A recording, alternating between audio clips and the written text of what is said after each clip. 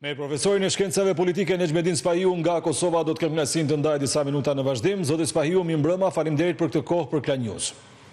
Mirëmbrëma. Fillimisht do doja të ndalesha tek fakti që ato parti opozitare që deri para disa javësh e refuzonin kategorikisht qoftë edhe një komunikim me Albin Kurtin për çështjen e presidentit të ri, tani jo vetëm që kanë komunikuar, por edhe kanë pranuar që të shkojnë në takim. Pavarësisht emrit në fund, a është kjo një zgjedhje ose një lloj paralajmërimi se në fakt zgjedhja kësaj here mund të vijë pa patur nevojë të shkohet sërish në zgjedhjet parakoshme? Unë besoj që nuk do të shkohet në zgjedhjet parakoshme, meqense Albin Kurti nuk zënë të rrezikojë një mandat të fituar në mënyrë binjëse dhe prandaj e ka të lehtë ose do zgjedh dikën një president i cili do të shkojë për shtati atij ose tek e fundit do të detyrohet të lëshoj peqet të bëhet president ndonjëri prej liderëve të opozitës dhe të vazhdoj mandatin i papenguar. Unë besoj që gjasat më të mira tani për tani ka Lumira Bigjiku,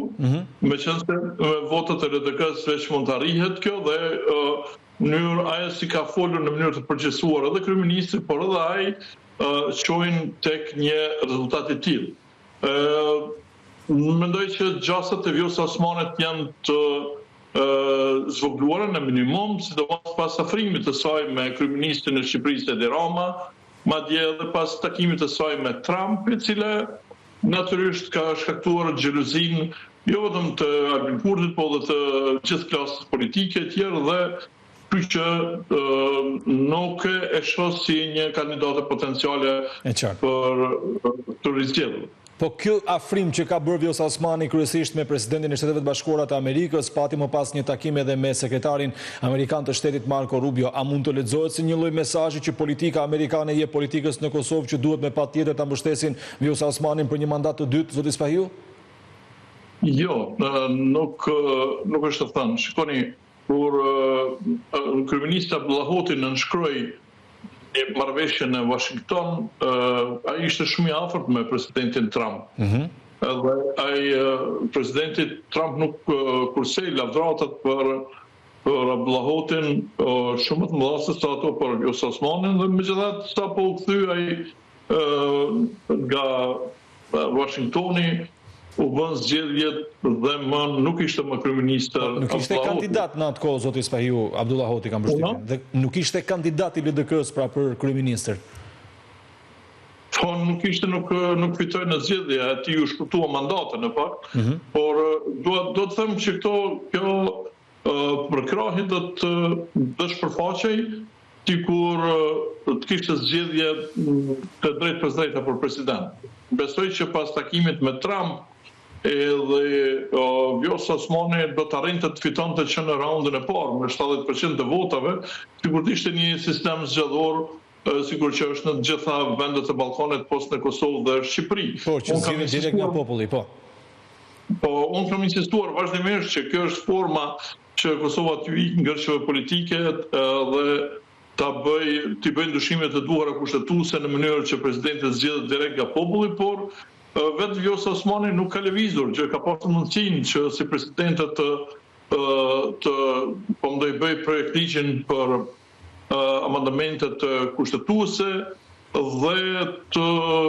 tash do ta kishte të sigurt një mandat të dytë, por ajo nuk e ka bërë, domthonë nuk është lodhur me këtë punë, kështu që tani besoj që gjasat që të bën që dikush president janë shumë të mëdha në favor të dikujt tjetër. Ajo çfarë do të interesonte Albin Kurtit është që sigurisht djali ose nipi edhe mjesharit të bëhet president i vendit, duke shfrytzuar pa përvojën e tij në fondin e politikë dhe ai de facto do të ishte vetë kryeministër de facto de jure, por do të ishte de facto edhe president i vendit. Që kjo do të ishte zgjedhje më e lëvërdishme për Kurtin, por besoj që nuk e besoj që partitë opozitare për shtim të partisë të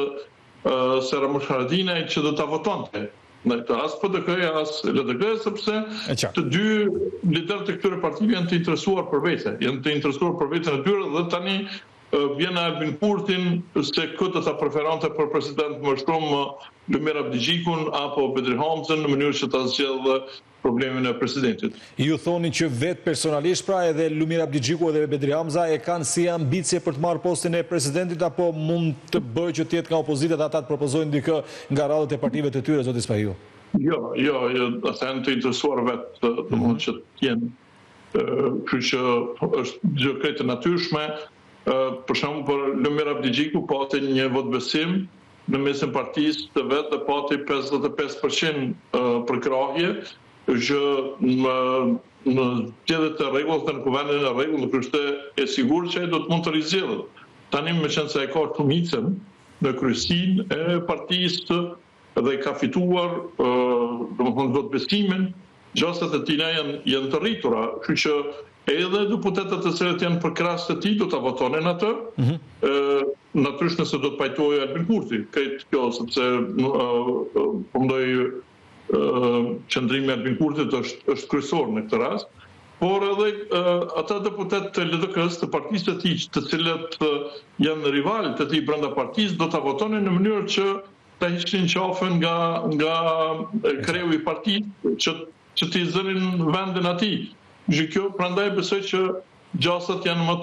të mira që ai të zgjedhet president. Megjithse Albin Kurti thash të përpiqet që të bëjë domethënë një zgjedhje nëse sheh që po lëshojnë për partitë opozitare, ai edhe mund të bëjë një zgjedhje akoma më të thjeshtë për të, domethënë më të qëndrueshme për të që do të ishte në këtë rast djalët të Nipi edhe Mjashare. Zoti Spahiu, pse Albin Kurti tha që lëvizja vetëvendosje nuk ka asnjë kandidat të interesuar për postin e presidentit? Kjo është një taktikë politike apo e di që nëse vetëvendosja propozon një kandidat do të merrte refuzimin e gjitha partive të opozitës, siç ndodhi me kandidaturën e Albulene Haxhut për kryetarin e kuvendit gjatë vitit të shkuar dhe kështu një krizë tjetër do të ishte e pashmangshme? Jo, ai në një mënyrë tha që lëvizja la topin partive opozitare. Do më thënë që nuk do të insistoj, kjo në përkthim do thotë nuk do të insistoj për Vjosa Osmanin, edhe pse në fakt Vjosa Osmani nuk është anëtare e partisë së tij, por në mënyrë të tërthort deshi ta thonte këtë që urdhroni i jepni propozimet tuaja sepse unë nuk jam interesuar që ta shtyj Vjosa Osmanin përpara. Ndërkohë, fakti që Ramush Haradinaj e dha dorëheqjen nga kreu i Aleancës për Ardhmërinë e Kosovës, duke marrë parasysh se është një forcë politike që ai e ka krijuar me njëherë pas luftës pas 1999-s, pra në fillim të viteve 2000, me atë forcë politike është bërë edhe kryeministër i vendit, ka patur një garanci paraprake përpara se të jepte dorëheqjen nga drejtimi i partisë, apo është një dëshirë dhe një ambicie e tij e hershme që i doli edhe tani më tepër në pah duke bërë që të lërë drejtimin e partisë, pavarësisht se fillimisht u diskutuan që mund kishte të bënte me anën shëndetësore, por së fundmi po diskutohet gjithnjëherë më tepër që arsyeja kryesore pse la AK-n si kryetar ishte çështja e presidentit. Zoti Spahiu. Shikoj, mund të kudo në partinë e tij, por ndoshta mendoj për të është momenti i fundit që ose të zgjidhet president tani, ose ta lër politikën, sepse duke qenë se partia e tij vazhdimisht po shkon në të kurrje, kjo edhe mund të jetë arsyeja, mund të bëjë një gatishmëri që për të bërë president i vendit, por ai këtë ka kërkuar nga opozita, dhe sikur opozita sigurisht të ishte unike dhe të Lumir Abdigjiku dhe Bedri Hamza të pajtoheshin që Ramushi të jetë president i vendit, sigurisht që ai do të bëhej president i vendit, por problemi qëndron që ata janë të interesuar për vetët, nuk janë të interesuar për Ramushin, kështu që mbetet tek Albin Kurtit që të përzgjedh njërin prej këtyre dy kandidatëve ose të mos zgjedh asnjërin dhe ta jap një propozim krejt tjetër që do të ishte akoma më i favorshëm për të, sepse do të mund të ishte de facto dhe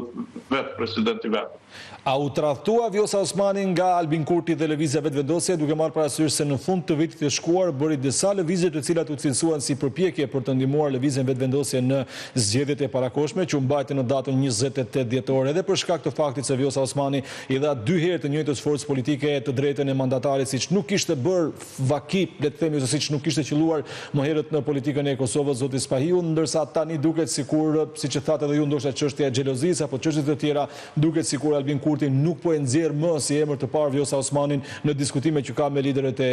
opozitës. Shiko, tani në politikë të paktën në Kosovë, ku nuk është treguar ndonjë moralitet, paktën në këto 30 vitet e fundit, ka dhe kuptim fjala borç. Po. Ajo Vjosa Osmani e para ka tratuar të gjithë ata të cilët e kanë ngritur në karrierë. Presidenti Tediu, që ka marrë, ka afruar si një vajzë të re, ka bërë këshilltarët e tij. Isa Mustafa më pas, po. Isa Mustafa, edhe kështu me radhë, që ajo natyrisht në momentin kur u bë presidenta dhe kur pozicioni i Albin Kurtit luhatej, ajo filloi të qesë shkelma, të akuzoj që po bën hazard me shtetin Albin Kurti e kështu me radhë. Por në një mandat i dytë i sajna do të ishte fatal për Albin Kurtin, sepse ajo do të përpiqet të krijonte një bazament, do të thosha një për partinë e ardhshme të saj që do ta krijonte pas mandatit të dytë dhe do të shfrytëzonte këtë duke e sulmuar vazhdimisht Albin Kurtin. Të jesh në pozitën e presidentit dhe të sulmosh kryeministrin është një pozitë komode për të krijuar një avantazh të mirë në momentin që të përfundon mandati. Prandaj Albin Kurti e din këtë dhe natyrisht nuk është interesuar që kjo të ndodhë. Edhe pse Vjosa Osmani nga para se të vinte koha për mandatin për të rizgjedhur, ajo bëri së pari u vërtes Albin Kurtit për të i caktoi datën e zgjedhjeve që i takon që i leverdiste konvenonte, po. Po, pastaj filloi domethënë ato vërdisjet me Edi Ramën, me Trumpin, dhe në fund ajo mori pjesë edhe në protestën të organizuar nga këto veteranët e luftës, ku bëri një veprim skandaloz. Domethënë merrte pjesë në një protestë kundër një institucioni të Kosovës, siç është gjykata speciale në Hog. Qytetarët natyrisht kanë të drejtë të protestojnë kundër cili do institucion të shtetit të tyre, momentin që janë pakënaqur me punën e tyre, por presidenti i vendit nuk mund të protestojë kundër një institucioni të shtetit të cilën e drejton ajo. Nuk është nuk ka asnjë logjik.